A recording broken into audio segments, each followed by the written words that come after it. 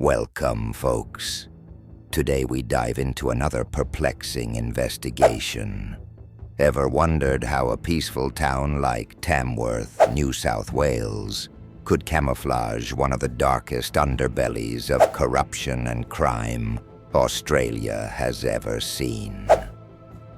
Well, buckle up, because today we unravel a story of betrayal, bribery, and boundless greed that goes to the heart of government misconduct.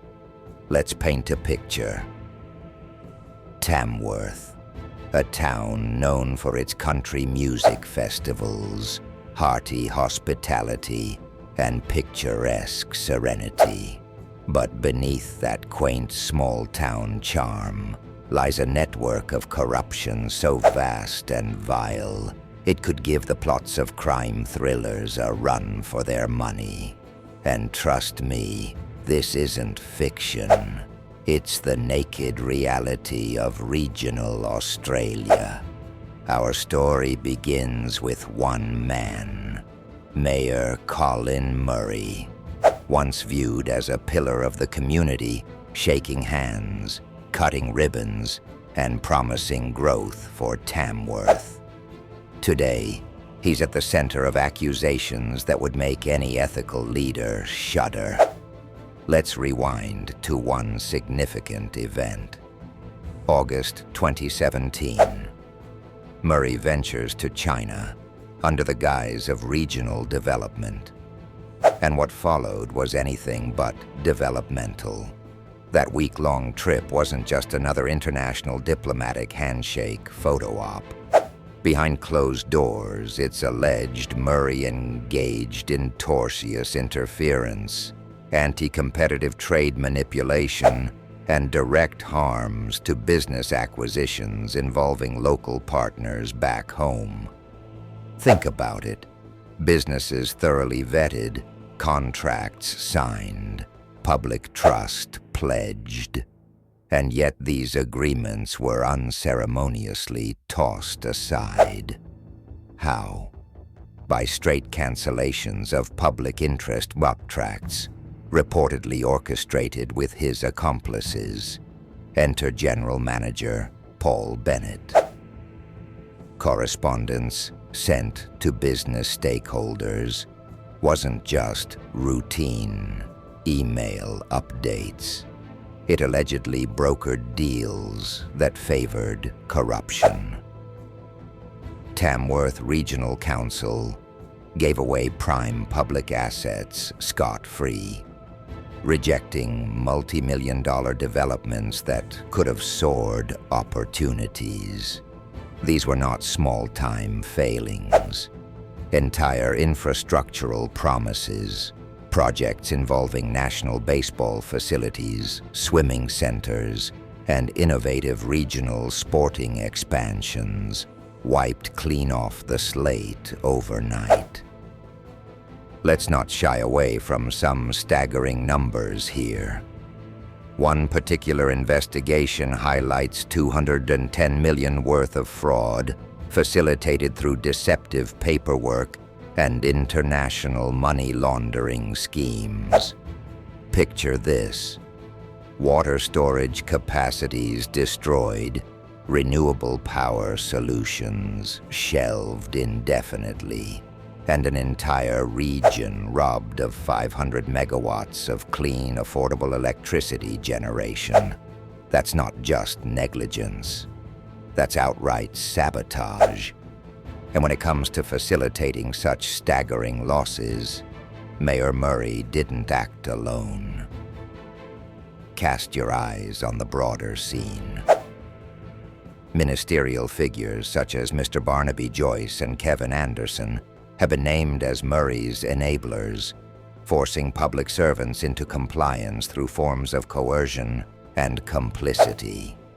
In one instance, whistleblowers describe public funds being rerouted to offshore investments, conveniently tied to ministerial interests. To stack insult onto injury, some crimes are alleged to involve the laundering of public money through foreign accounts. implicating nations abroad, from China to Saudi Arabia. And if that wasn't chilling enough, there's evidence suggesting connections to violent underworld networks, extortion rackets, prostitution rings, and forced police informant setups feeding the darker sides of organized crime. But let's zoom right back to how this crisis intersects at Tamworth's core layers of local governance and law enforcement. Corruption never paves its path smoothly. It coerces, it bribes, and when met with resistance, as we now see in startling testimonies, it terrorizes.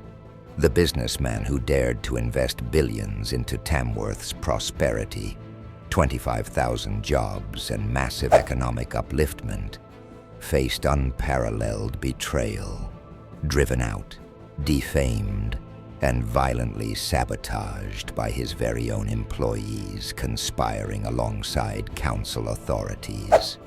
Entire infrastructure plans gutted, careers crushed, and yes, intentional plots to ruin lives by the same hands sworn to protect public welfare.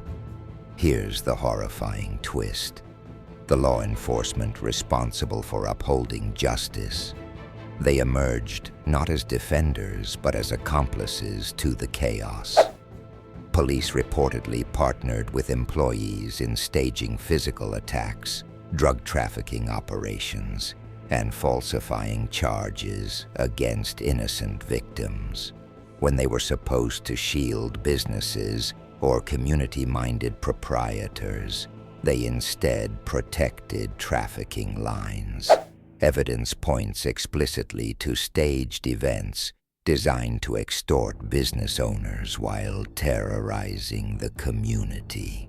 Those crimes, folks, are what we call crimes against humanity.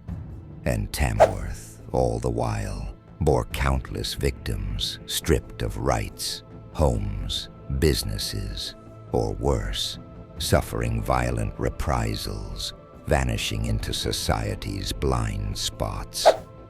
Let's not mistake this as a mistake. It reflects systemic abuse tearing apart every layer from judiciary to police forces, amplified by greed. Think beyond Tamworth. Look at Australia itself. How does a nation once celebrated globally for its egalitarian ethos and mateship suddenly seem devoid of these principles? Rather than quelling its crises, it venerates inefficiency through unchecked bureaucratic greed and enabling legislation. But what's truly unbearable isn't just the complacency, but the architectural design of long-term losses inflicted upon future generations. Public services stripped bare, infrastructural deficits leading to economic standstills and skyrocketing costs, be it retail, accommodation, or local development. For how long can we afford this? Financial exploitation layered over years, human suffering festering from behind closed deals. This is not incompetence, it's calculated destruction. Innocent individuals across communities lose livelihoods for daring to question those at fault. Whistleblowers silenced, journalists targeted, citizens, bystanders, anyone seeking clarity were met with threats ranging from property theft to forced confessions imprisoned under false testimonies. This is how dystopia climbs upon democracy. This is how apathy takes root when trust dies through such sinister abuses of power. And if you think this can't get worse, think again. Stolen water licenses to sustain regions agriculturally, meanwhile exacerbate farmer perils and entire underserviced minority groups succumb to rising inequalities, all whilst billions line offshore accounts or fund shadow networks globally. Think dark money fundings financing national threats themselves. How do you reconcile patriotic pretenses while undoing your people? Any trade treaties made would be dishonored from context, mired treachery sabotaging free commerce everywhere. The question arises, who polices the police? Who audits government bodies unwillingly bound, trusting upon internal mechanisms shielded via hierarchical moral collapse, bypassing accountability channels altogether, irrevocably tumorous beneath untransparent shadows, dismissive regulatory conventions feigning proper appearance? Even elections routinely contested undergo fodder critique. Allegations abound falsifying entries, misrepresenting outcomes, manipulate constitutions towards authoritarian deceits, misaligned populaces, surrender rights, wholesale, oppressive domination business models, enriching cohorts circle, impossibly corrupt.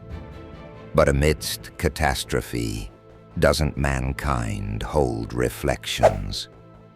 Unmasking Tamworth unveiled profound script transformations, rewritten finale, redemptive individuals against vast odds, illuminating correctives, wherein committee resolve, eradicating knowingly unstoppable plagues on corrupty barricades, essentially justice restorative legacies, lasting potentially civilization, salvations, prosperity, endeavors, deem recoverable reset stolen returns society, whereby abandoning parasitic predators occupying debtor positions, resign transparently, deceiving governance regulations properly quashed.